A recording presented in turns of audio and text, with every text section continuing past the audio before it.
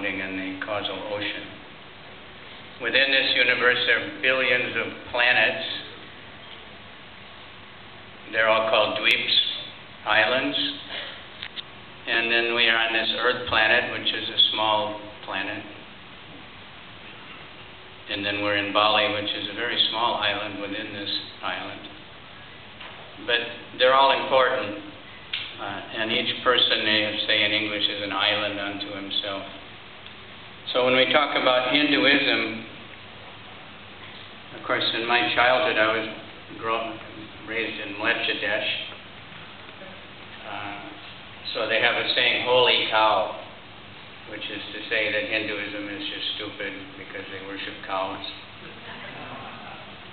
Anything really stupid, they use that saying. But I, of course, don't agree with that, and people are becoming aware.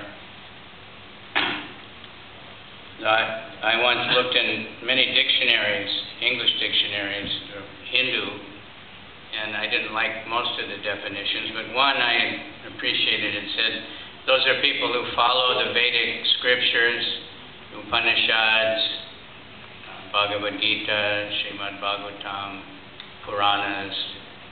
So that's a fact. That's what we want to be. So Bali is a place that's quite famous for biodiversity.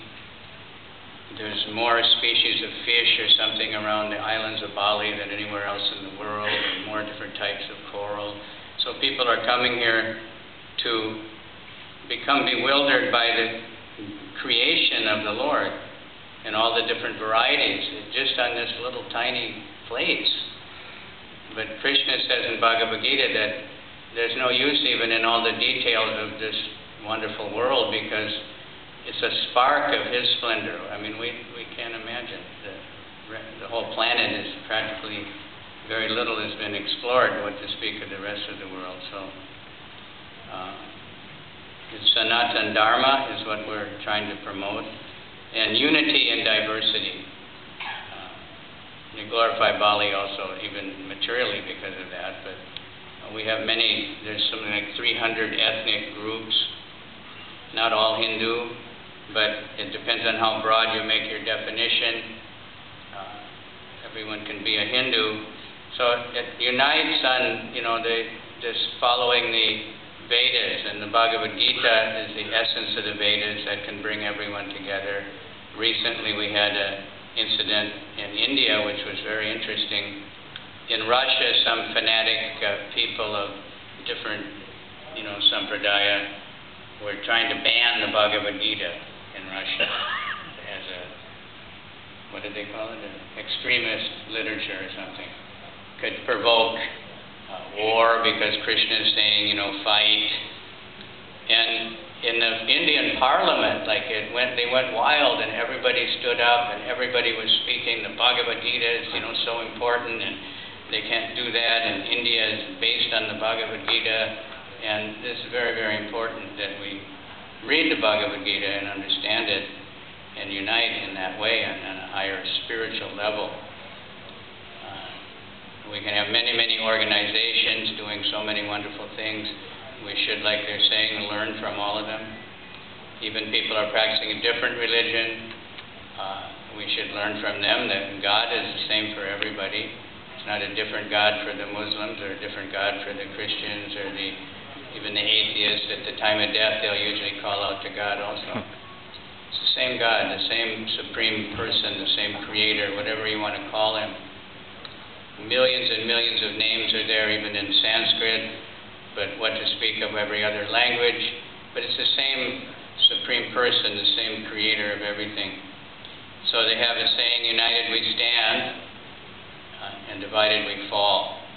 Or you can take many straws, if you put them together, you can't break it.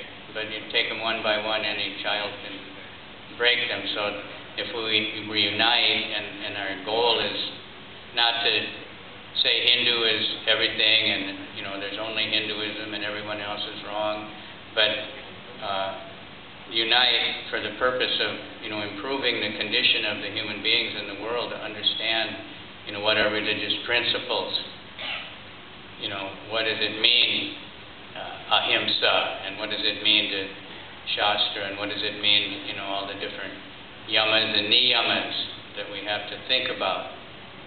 Without that, without the yamas and niyamas, then nothing else is going to hold up. That's happened in many places.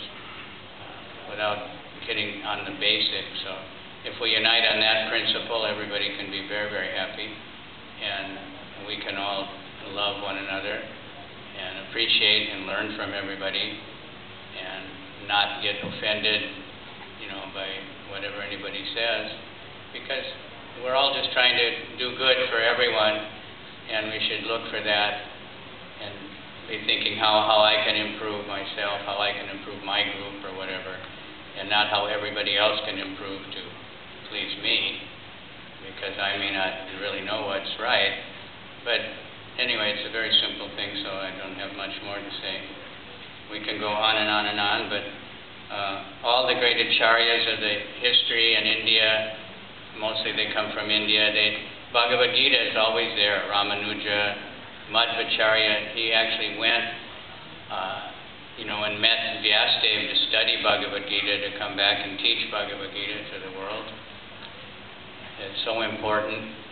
Krishna says, by all the Vedas I am to be known, and the Bhagavad Gita is the essence of all the Vedas, although it's a very short book.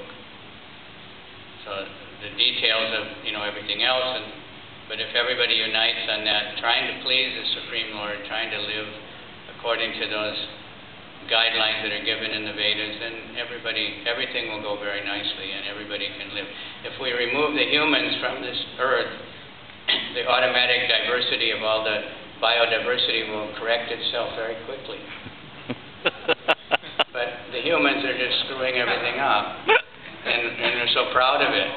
So in the same thing in our own, we remove our mental concoction and our false ego, and everything can come together, and all the humans can also work very nicely to help protect all the other species that all work, whether they're eating each other or supporting each other, they're all working to maintain the entire balance of nature. So thank you very much for coming and letting me speak for a few minutes. And we hope we can all just, look like that, look for the good in everyone else, and what we can learn from everyone. Even if they're doing the wrong thing, maybe we can learn what not to do. Okay, thank you very much. Om Swasti.